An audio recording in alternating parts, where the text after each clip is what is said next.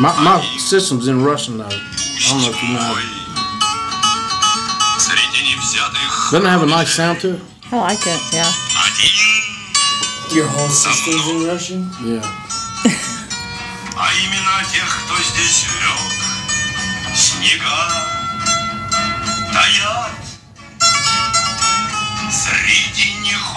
Man, that voice, man.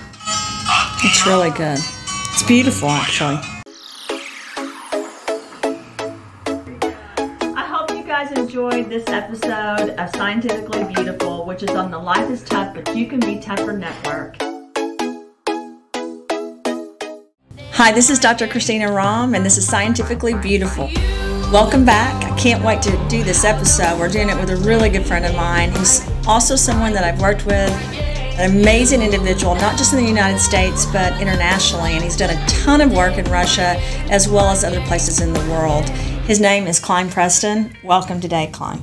Well, I appreciate that that introduction. I'm still wondering how I wound up on a show called Scientifically Beautiful. Well, because you are you're an attorney that has actually worked for me worked with me as well as with other scientists and people in medicine and clinical, and again, not just in the United States, but throughout the world. That's true. That is true. I'm putting my glasses on so I can be more scientific. You are. You look scientific. Yeah. So Kline has helped me. It's part of the uniform. That's right. The scientific. Kline's helped me a lot because when you're a scientist that does patents or science or medicine or healthcare, a lot of times you're under critical attack. People will criticize the patents or the trade secrets or what you're doing, and so he has represented me in multiple areas and is also an amazing person in business, not just, like I said, in the United States, but in Russia. So today I wanted to talk more about Kline and less about me, because he's a fascinating person. I remember when I first met Kline, and I was sitting there thinking I could talk to him for hours. Wow, this person is larger than life. And I sat there and I was thinking, who does he remind me of? And I realized of no one. He's just himself, and he's truly himself. So I'm really excited today that people get to see you. Well, I appreciate the introduction. And I wanted... now for the letdown. No. No. But the broadcast that's showing this, the network, is called Life is Tough, but You Can Be Tougher. So today, we are going to talk a little bit about Russia and what you've done in Russia, but I wanted to start with a little bit about you. And whatever you want to talk about yourself and what's made you who you are today. And then also, I would love for you to mention one or two things that were tough in your life and how you got through those and still were able to get up in the morning and get through things, because one of the reasons we're doing this broadcast is not just about science, but how people can overcome things and be who they are, because most leaders have had to go through a lot of tough things in life. Yeah, I agree with that. I would say probably one of the biggest or the toughest things in my life was when I was younger, and I was always athletic and played sports and, into college. When my college football career ended, that was probably one of the toughest things, and because I had put everything into playing college football. And so after my freshman year at Furman, South Carolina, we made the big mistake of being the homecoming game at NC State in 1985. And we went to Raleigh, and we beat the dog-do out of them. Well, so what they do, they turned around and hired our staff. Wow. So I was recruited by that staff, and then they went to NC State after that year in the next spring. And so I decided after that to make a change. College football was fun. It was a lot of work as a job, and it was different than today. Nobody got paid. We had to actually sneak around and work to have money to drink, go out and drink milk and things of that nature. Milk's expensive, especially if you drink it by the case. And so that was tough. So that was a big, I guess, turning point in my life when I had to make the decision to leave that school and go to Tennessee, and that was probably one of the better things in my life, because that's where I met my wife, which opened up a new thing. new world, and we have, 3 great kids, and, I was able to pursue what I have always been interested in from a young age, and that is Russia. The country, the language, the culture fascinates me. The history, such a rich country, and in all those areas. And so Tennessee had that program, Furman did not, and so that opened that door. And then, I would say that was probably the most significant thing. So I was probably 19 or 20 when that big change occurred.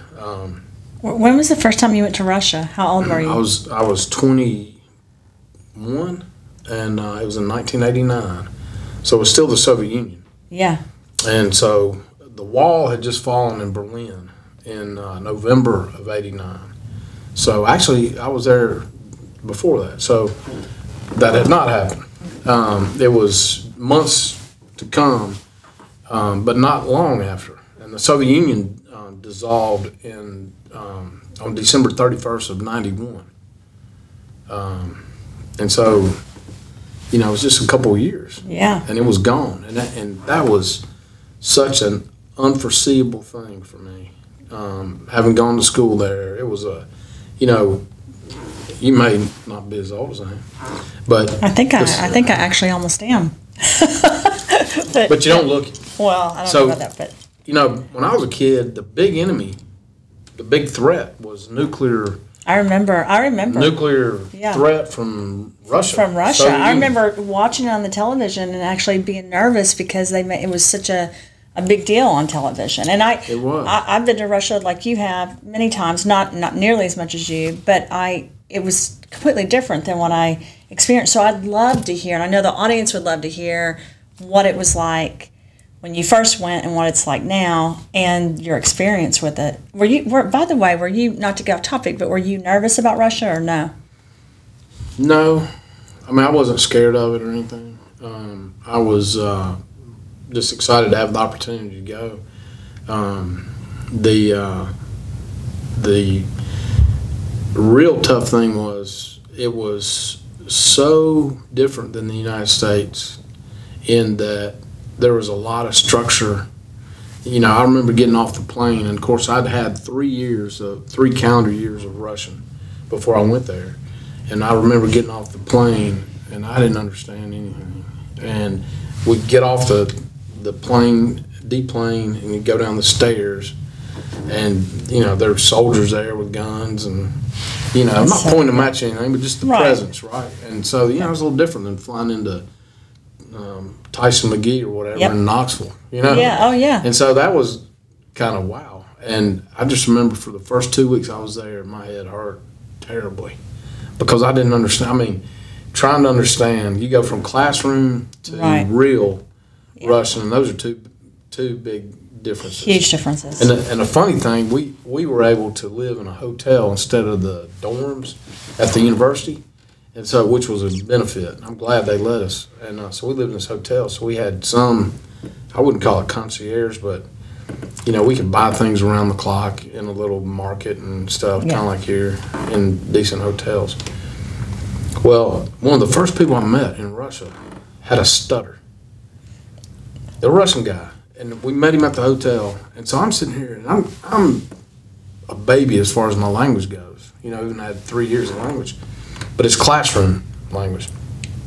And I remember thinking, that's how you pronounce this thing. The guy's going, and I'm thinking, wow, this is a lot different than my professor. This guy, he's got a speech impediment, and he's one of the first people I meet. And I'm thinking, wow, man, the cadence of the words and everything, it's just not right. And then after meeting a few other people, I'm like, man, no, that guy doesn't even speak correctly. Yeah. But, not knowing the language, really.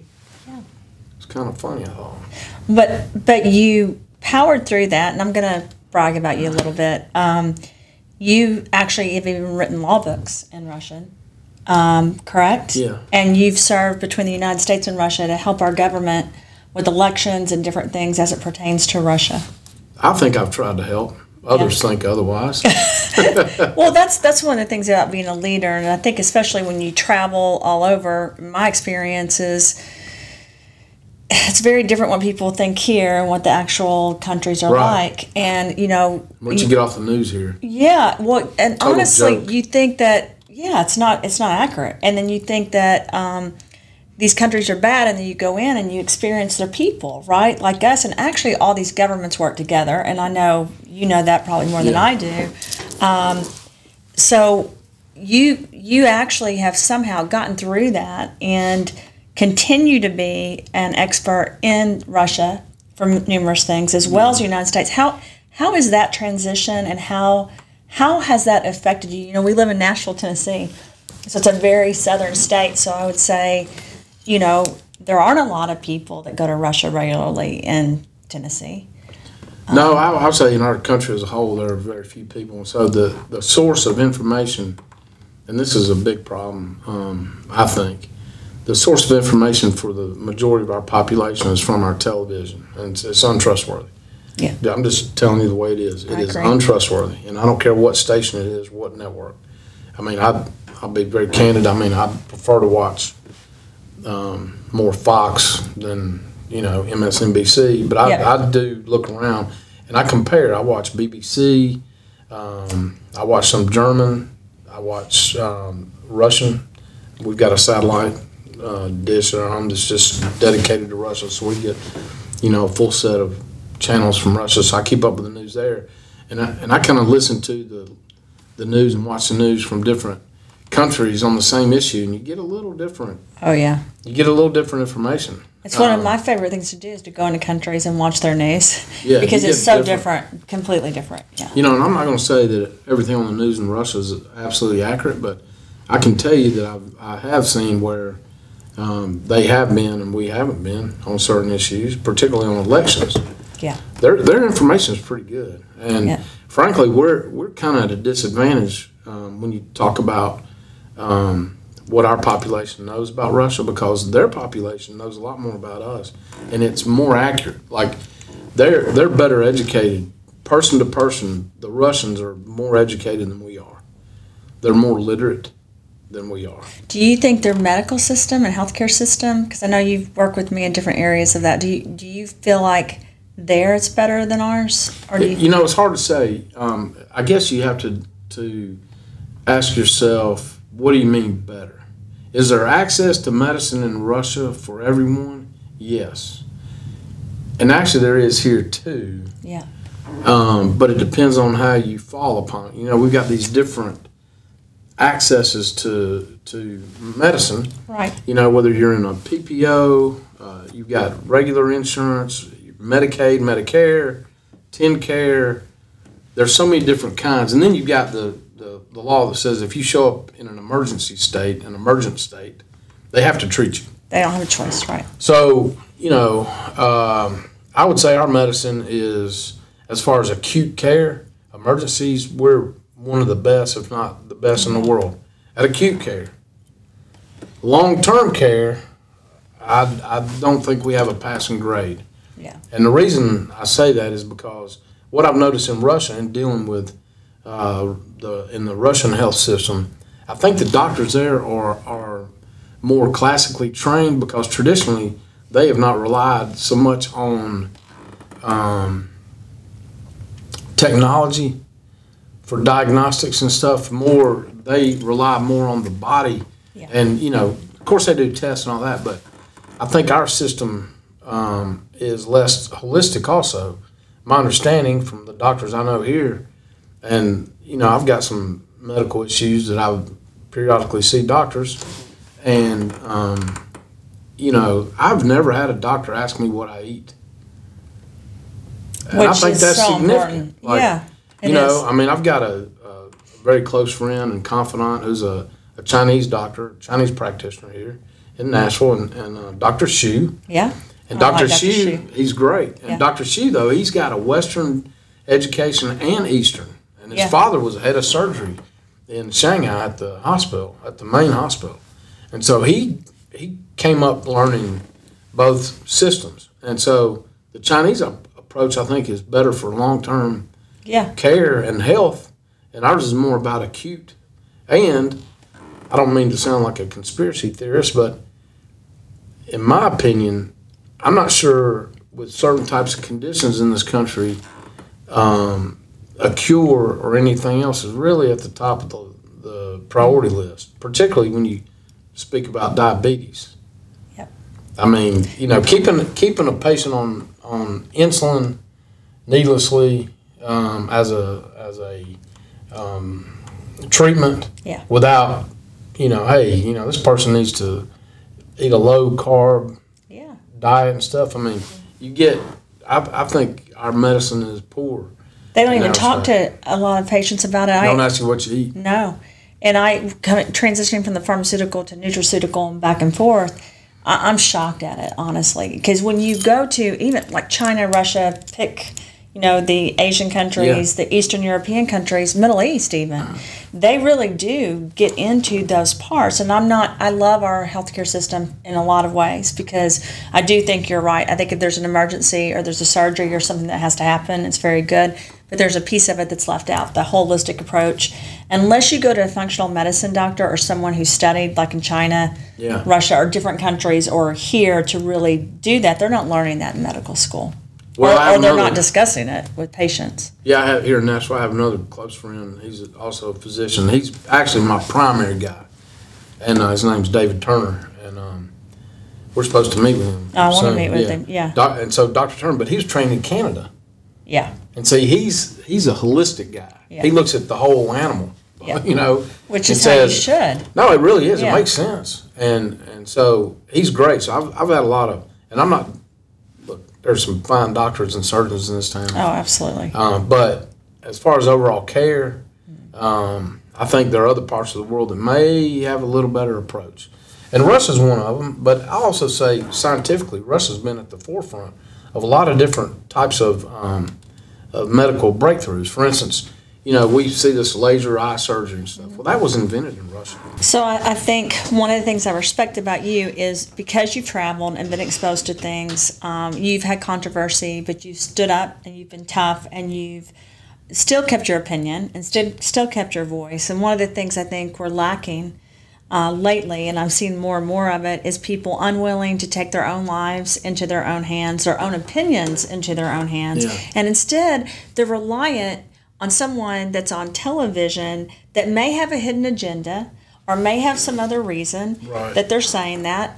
That's a completely bothersome thing to me. And then taking away people's freedom of choice and people allowing that, I think, is a second step. And I think, seeing other parts of the country, of the world, and being exposed to it, it's important we don't do that. I respect that about you, and I would love for you to give the audience your opinion on how they can be tough and how they can basically siphon through all this stuff that's going on and make their own decisions. Because I think if we as human beings stop making our own decisions and just start listening to someone that tells us what to do, we could, and we follow everything they tell us what to do, then we could have a major problem in this country and as human beings. It's really important, and I would love for you to share your philosophy. I know I just said a lot, but share your philosophy and give advice on how important it is to not just listen to the news, Kline, or not just listen to one doctor and do what they say. Well, I think a lot of it has to do with self-responsibility and self-respect. And so, that's one of the things I don't think we read enough in our country. And so, it starts with educating yourself. But even before that, and I know this isn't supposed to be a religious broadcast, but if you, and I think this is very important, I think a lot of the strength that people can have as far as improving their lives and improving the country is based in the faith. And so, if someone is grounded and they have a good relationship with the Lord and they think about what they can do within His plan and they just follow that, I think that's a big part of it. And along with that, people be given strength and fortitude to move forward. The other thing I'd have to say is I think you have to take charge of your own life. And that means in a lot of different areas. And so even when you're in the healthcare system, you have to be aware. You know, if something doesn't feel right about what you're getting told or being told or what, I mean, you need to follow up on that. And so you almost have to be your own advocate, always. I was thinking about you the other day, and I was thinking, I wonder how Kline is able to always, well, you're always happy, you're always strong. I know there's days I'm sure you're not, but you're always this strong figure in my life, and I think so many other people. And I do know it's your faith. You had a father that was a minister. For me, is a minister. And, 82 years old. And for me, I think that's been my foundation, being raised in that environment. Yeah. You know, I was downstairs at the table at 6 o'clock every morning with my mom for us to read a Bible study. And everyone has different faith. I understand that. But that, for me, has been my rock and my strength. And that helps me have a voice. But I think, you know, a long time ago when you were explaining the legal system to me, because I was saying this isn't fair, why is this happening? And you said it's not about being fair. You have to be willing to step up, hire the right attorney, and fight the fight to get to where you're trying to do the right thing. So I'm sure you've seen a lot of legal cases which are part of politics, right? Where the good person didn't always win.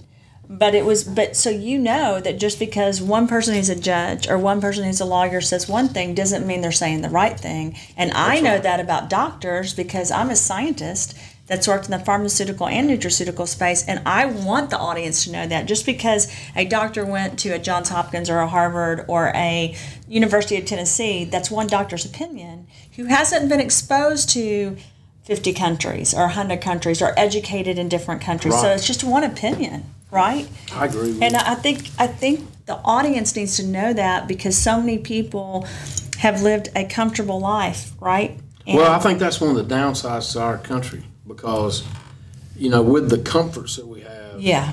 I mean, one of the things that I think our population is lacking is perspective. You know, you've traveled, you've been to so many countries. When you leave here, you go someplace and there are people that live like it's almost like not real what little they have. And whereas here our poor people have cell phones and cable TV. I mean, except for, you know, we have our homeless and stuff, but that's a complex issue that involves mental illness and some other things. But the resources are here for everybody.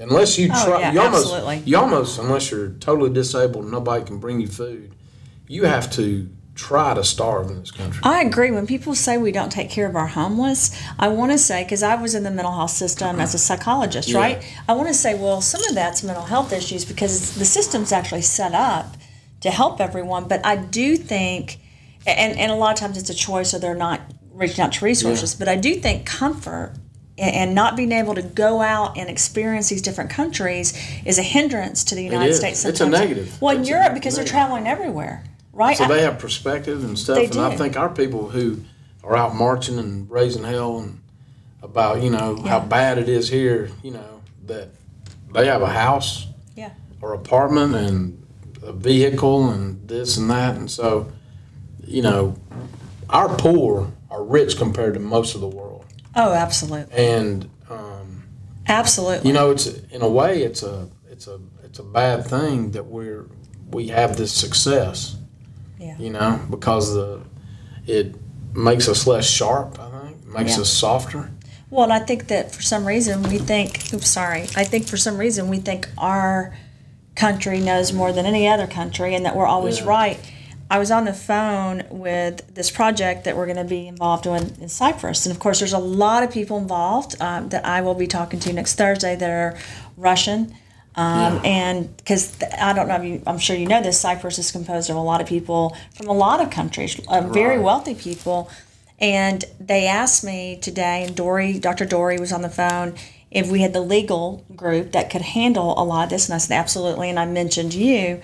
And they said, how will he be working in different countries, you know, because there's some Eastern European, Europe countries involved. I said, he will be absolutely fine. And they made a comment that a lot of Americans don't want to go to Turkey or don't want to go to Cyprus or don't want to go to Russia. And I said, no, that's not Kline. And I said, it's ironic because in Europe, everyone wants to go to Turkey, for example, for vacation. Or Right, go. right. Did you The know Russians, that? oh, I mean, yeah. they love to go. Right. Or Dubai, right? Right. But there's a lot of people in the United States, and I think it's just a lack of knowledge and a comfort, but I think it's not healthy for us, and I think we have to.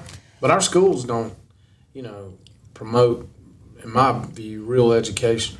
No. And so, we're a very myopic nation culturally, and I think, it doesn't bode well for us because when you compare, a high school graduate in the United States from Germany, there's no comparison. No.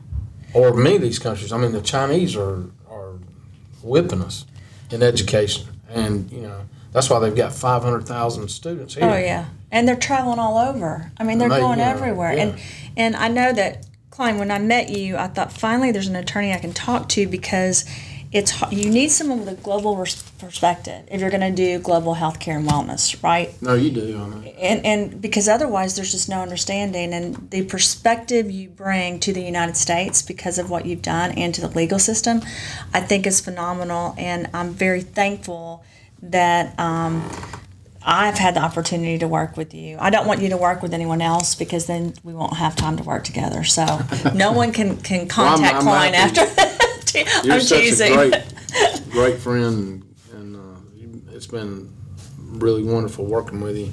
I love working with you, and I love working with this wife, by the way. Tiffany works with us on our global perspective with the International Science Nutrition Society and Root and this other project that we're getting into. So, and then Kline and I have a few things that we're thinking of doing, hopefully in Russia. It's been hard to have things locked down, and so I'm hoping they Well, can right. soon. I mean, it's still pretty much closed, and they're not processing visas either way, going there or coming here.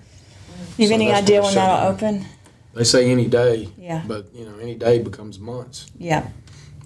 How is I saw a report on just a couple more things on the COVID, and like I said, I was on the phone with someone from Russia a week ago.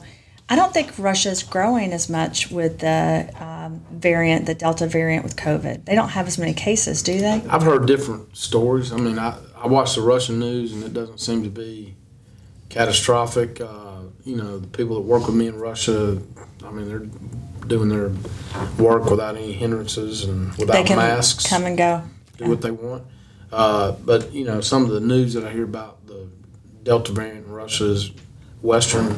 Yeah. So I don't know I don't know that that's accurate. I know that, the people that I know over there that are working, and they're fine. They've gotten the shots, and, some haven't. And they've gotten COVID, and they were sick for a few days and moved on. And they're not criticizing the ones that aren't getting it there. No, I mean, some people proudly on their Facebook thing put, I've been vaccinated, little symbols,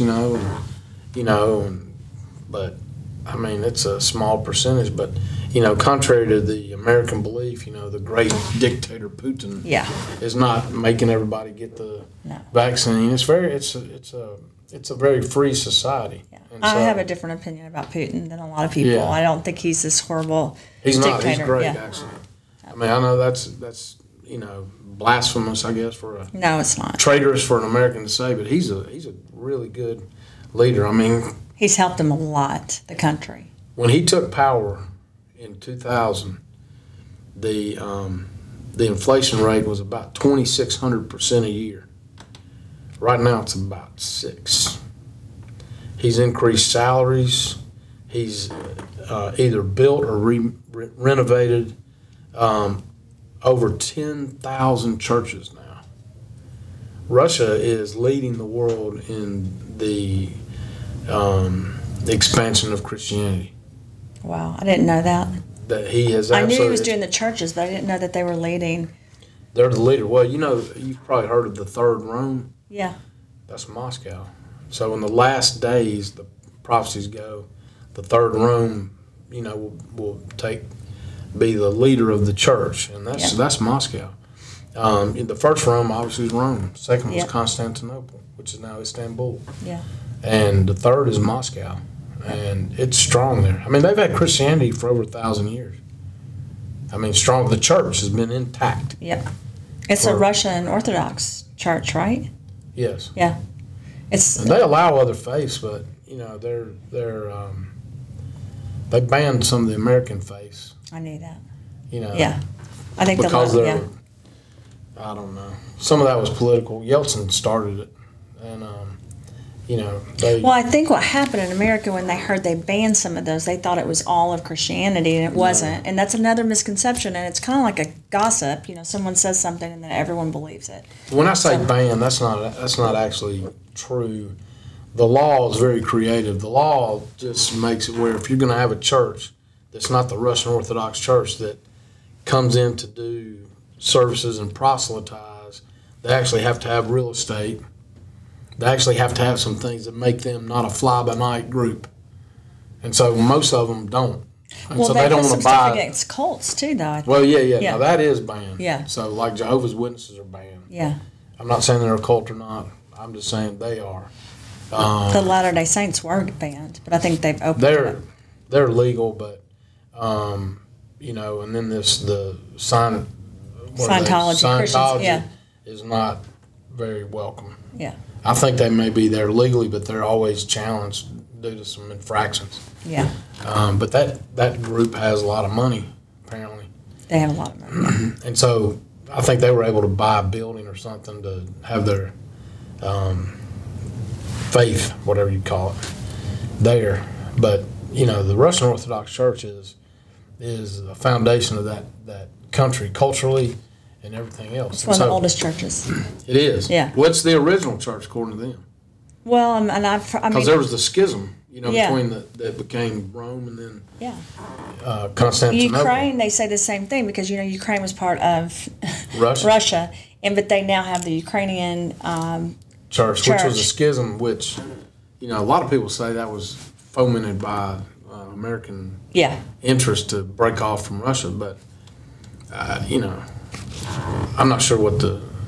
Well, it's interesting when I'm in Ukraine and Russia. They're fighting a war, but they're friends and they're the same families back and forth. And so it's like it was created as a political between the two countries. It's really that's a whole. You're talking about a whole new broadcast. Yeah, that's a whole new broadcast. So I see Preston doing this, so I'm going to have to wrap it up. But I wanted to thank Kline. I'd love to have him back and us to talk about more about Russia and not just the science, but also what's happening in that country and our country, because I think you have amazing philosophy. So I want to thank everyone for being on this journey and episode with us today.